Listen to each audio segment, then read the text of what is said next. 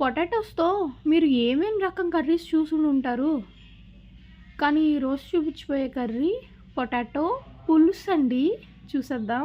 వచ్చేయండి మరి. Oil heat అయిన తర్వాత ఆనియన్స్ యాడ్ చేసుకొని గోల్డెన్ బ్రౌన్ కలర్‌లోకి వచ్చే వరకు ఫ్రై చేసుకోవాలి. ఆ తర్వాత పొటాటోస్ యాడ్ చేసుకోవాలి. పొటాటోస్‌ని బాగా మిక్స్ చేసి మూత పెట్టుకొని ఉడికించుకోవాలి. మధ్య మధ్యలో కలుపుతూ ఉండకపోతే పొటాటోస్ అడుగు పట్టేస్తాయండి. పొటాటోస్ ఫ్రై అయిన తర్వాత అందులో పసుపు, ఉప్పు, కారం ఈ 3 వేసుకుని బాగా కలుపుకోవాలి. బాగా మిక్స్ చేసుకున్న తర్వాత అందులో చింతపండు పులుపు పిండుకోవాలన్నమాట. ఈ లోపల మన ఛానల్ని లైక్, షేర్, సబ్స్క్రైబ్. చింతపండు ఇంత బ్లాక్‌గా ఉందేంటి అనుకుంటున్నారా?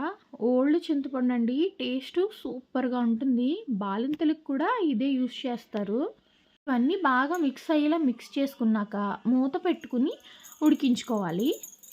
బాగా బాయిల్ అవుతున్నప్పుడు బెల్లం ముక్క మస్ట్ అండి. వేస్తున్న క్లిప్పింగ్ మిస్ అయింది. బెల్లం ముక్క వేసుకోవాలి ఏ పులుసుల్లోకైనా సరే. అప్పుడే టేస్ట్ అంతా ఎన్హాన్స్ అవుతుంది అసలు పులుసులది. బెల్లం ముక్క వేసుకుని మిక్స్ చేసేసుకున్న తర్వాత దగ్గరికి వచ్చే కొలది కలుపుకోవాలండి. ఎందుకంటే అడుగు పట్టే ప్రమాదం ఉంటుంది కదా. అంతే అండి. ఇలా దగ్గరికి వచ్చిన తర్వాత తీసేసుకోవడమే సర్వ్ చేసుకోవడానికి. ఈ రైస్ చూసారా? ఇది స్వయంగా మనం ఆడించుకున్న ఇంట్లో బియ్యం అండి. చూసారా ఎంత పొత్తులా ఉందో చూడటానికి. ఎంతో సింపుల్‌గా పొటాటో పులుసు రెడీ.